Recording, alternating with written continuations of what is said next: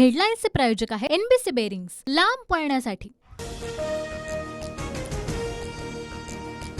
रवींद्र वायकर मुख्यमंत्र्यांच्या वर्षा निवासस्थानी दाखल। थोड्याच वेळात मुख्यमंत्र्यांच्या उपस्थितीमध्ये शिंदे गटात प्रवेश करणार। शिंदे गटावरचा गद्दारीचा शिक्का पुसला जाणार नाही। एखादा खडा इकडचा तिकडे झाल्याने फरक पडत नाही। ठाकरेंचा हल्लाबोल तर वायकरांवर टीका करताना ठाकरेंची भाजपला शिवीगाळ।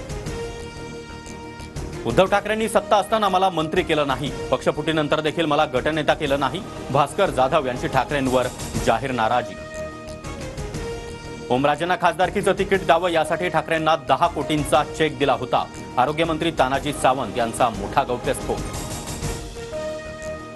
भाजपच्या केंद्रीय निवडणूक समितीची उद्या बैठकीमध्ये महाराष्ट्रातील भाजपचे उमेदवार ठरण्याची शक्यता।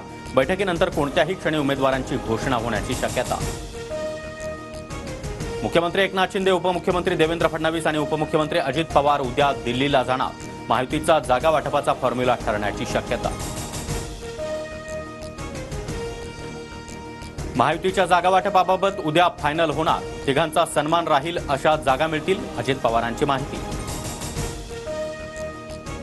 भाजपसोबत जाताना लोकसभेच्या 9 आणि विधानसभेच्या 90 जागा मिळणार असं अजितदादांनी सांगितलं होतं। रोहित पवारांचा दावा तर सत्तेत गेलेल्यांना दिल्लीमध्ये मुजरा करावा लागतोय, रोहित पवारांची टीका। परभणीची जागा अजित पवार गटाला मिळण्याची शक्यता। गेल्यावेळी परभणीमध्ये राष्ट्रवादी दुसऱ्या क्रमांकावर असल्यानं ही जागा अजित पवार गटाला सोडली जाणार, सूत्रांची माहिती।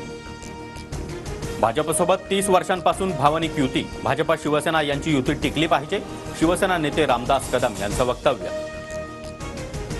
काँग्रेसकडून कोल्हापुरातून शाहू महाराज छत्रपती, सोलापुरातून प्रणिती शिंदे तर पुण्यातून रवींद्र धंगेकर यांना उमेदवारी मिळण्याची शक्यता। लवकरच उमेदवारांची घोषणा होणार।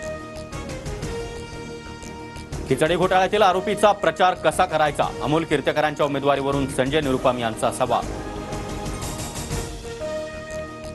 पुण्यामध्ये कार्यक्रमात देखील अजित पवार आणि सुप्रिया सुळेंमधला दुरावा कायम। अजित पवार घाईमध्ये होते, सुळेंचं स्पष्टीकरण तर अजित पवारांनी मात्र अबोल्यावर बोलणं टाळलं। हेडलाईन्सचे प्रायोजक आहे एनबीसी बेरिंग्स, लांब पळण्यासाठी।